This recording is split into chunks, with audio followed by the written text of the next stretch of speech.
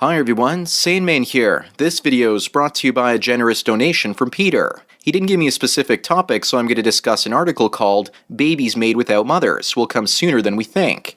And this video is also going to build on this idea that Turd-Flinging Monkey discussed in his video called Future Female Disposability, which was actually a response to that article as well. This topic might be an old one by the time that you watch it, but hopefully my insights can add something to this discussion. So the article discusses how it's possible to take male skin cells and turn them into female egg cells, and then impregnate them with the sperm. The scientists at the University of Bath have successfully done this using the cells of male mice, so it is technically feasible with humans, but it hasn't been done because of the ethics of motherless babies. That's fancy talk, meaning that scientists are worried that they're going to have their funding cut if they go too far and challenge the gynocentric narrative in our society. Turd-Flinging Monkey, or TFM for short, says that technology like this will make women more disposable than men in the future. After all, if any man can make an egg from his cells, but sperm cells are pretty much the bottleneck and rare, then women don't actually have them, then men become the scarce ones with regards to the reproductive equation. And according to TFM, he says that women have a knife to society's throat demanding cookies and goodies. I agree entirely. The main issue is what women demand, i.e. consumer goods using up the vast quantities of valuable resources for cheap chachkis, which they often trade for access to their coochie coos. They do 80 to 90% of the consuming in our economy and produce less than they consume. Men consume 15 to 20% of the stuff in our society for ourselves, plus we produce more than we consume, so we actually leave a surplus behind. TFM says that because women will become disposable except perhaps for sex and utility value of being used as wombs to carry men's children in the future, that their value will fall. He brought up an interesting point and said that because we don't actually need as many women, that women will actually share the alpha males at the top, while the rest of men in society are going to be single and using artificial wombs and sex robots in the future. Women will be kept like prize horses in stables for the ultra-wealthy. That may eventually be true, and I want to explore this topic further. I want to compare what happened with horses when the automobile showed up and contrast it to what could potentially happen to women if suddenly men don't need women for reproduction and sexual gratification. The first thing to remember is that between 1915 and 2007, the horse and mule population declined by 63.07% in the United States. So while it's true that women could be kept by wealthy men like a prize in the future, there will most certainly be less of them. The peak of the horse population in the United States was roughly 26,493,000 horses, both horses and mules, in 1915. But in 2006, the United States had roughly 9.5 million horses. And the United States Census for Agriculture for 2007 also counted 283,000 mules and burros.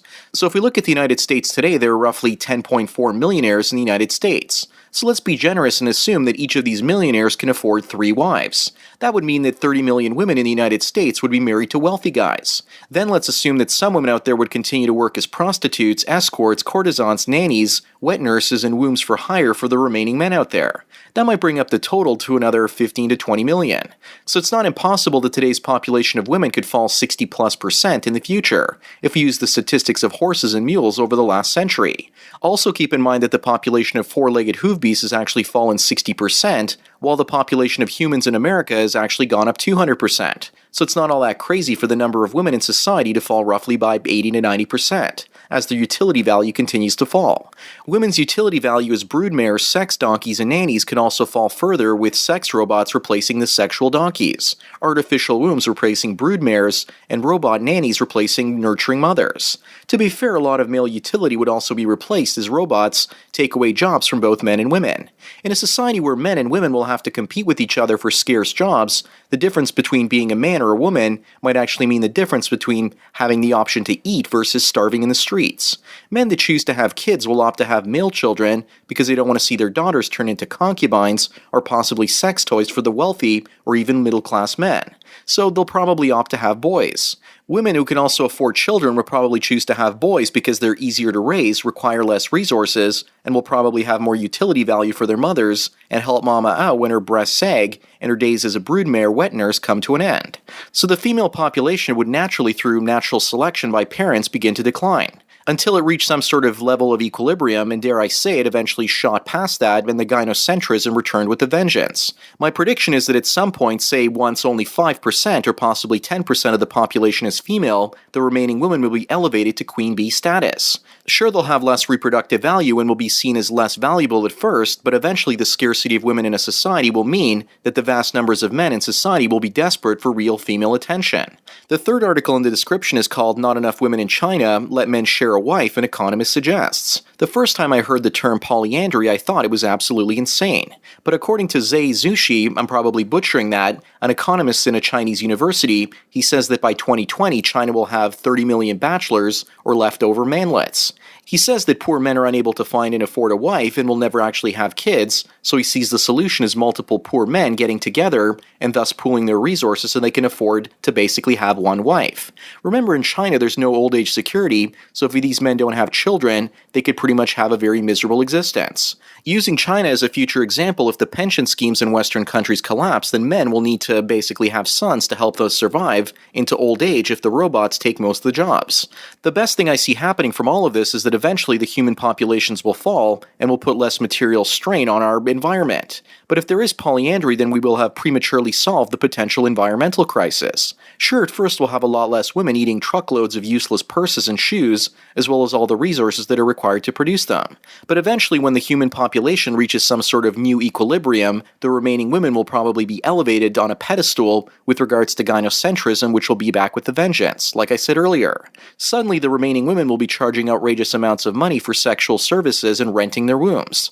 But this too will be a temporary situation, as this will actually encourage innovative men to work harder and faster to make completely artificial wombs, and the advancements of sex robots and augmented reality porn will just keep on getting better and better.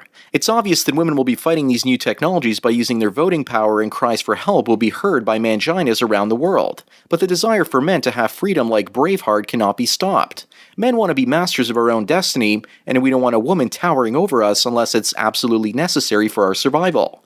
With regards to polyandry, it's not that insane of a concept. It was done in past centuries to make sure that family wealth continued to remain in one family. 2 or 3 brothers would often take one wife and take turns pounding her meat curtains until babies started popping out.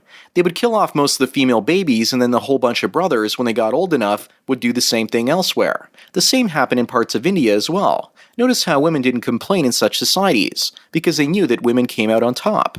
Either you have one rich man and women don't actually mind sharing him, or you have one woman and 2 or 3 brothers don't mind sharing him if they have no other options. I don't think the Chinese government is going to force all the single men to take on multiple wives, but I believe their intent was basically to shrink the population and stop it from getting out of control. The fertility rate in China is now 1.56 children per woman, and I constantly hear how countries with below replacement birth rates are going to be taken over by people with higher birth rates instead. But robotics technology will mean we will need less people in the future, so having a growing population of uneducated masses will be a hindrance and not a benefit for your society. But let me get back to talking about the breakthrough at the University of Bath, and what it actually means for social dynamics.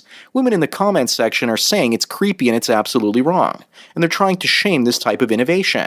I wouldn't be surprised if they tried directly shaming the men that were the scientists behind this project.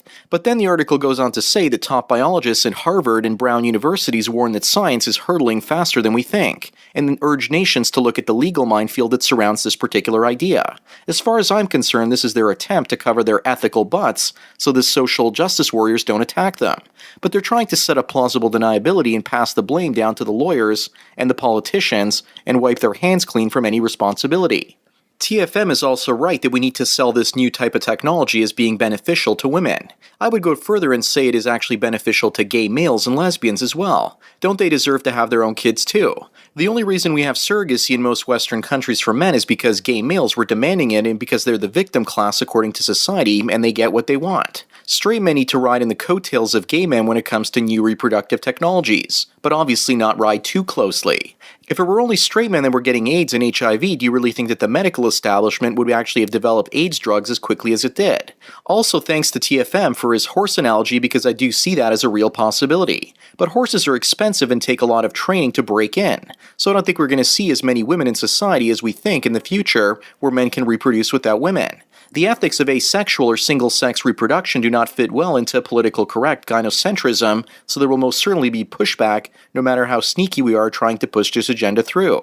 Another source of eggs could actually be aborted fetuses, and I've talked about this before. There are plenty of cells out there for men to use if they want, but that opens up a whole other can of ethical worms. This new breakthrough at the University of Bath means that men will eventually be able to reproduce on their own and potentially avoid all the legal and social consequences of marrying a woman that they hate. Ironically, women can't make sperm with female skin cells, so a man can impregnate himself, or two men can impregnate themselves as well. But a woman and a woman can't impregnate themselves, neither can a single woman.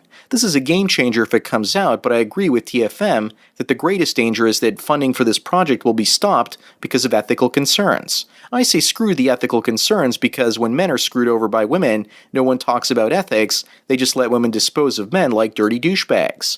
Men will probably welcome these new technologies, but women will not. And I'm sorry to say this, ladies, but you've had it really good for a really long time now, and it's now time to share some of the goodness instead of stuffing your pie holes with all the good things that men have actually provided for you for a really long time now. Time to polish off those resumes and hit the gym because your new jobs at the strip clubs and massage parlors await you. Let's see how well you compete with the robotic prostitutes. Anyways, that's all I've got to say. Thanks again, Peter, for your donation, and thank you, TFM, for getting me to think about women as horses. Don't forget to smash the like button and check out the MGTOW mystery link. This one is really special. As for everyone else out there, please follow me on Twitter or like me on Facebook to get tomorrow's video today. Thanks for taking your daily dose of red pills. And remember, a red pill a day keeps the multiple husbands away. So enjoy the rest of your day, and cheers.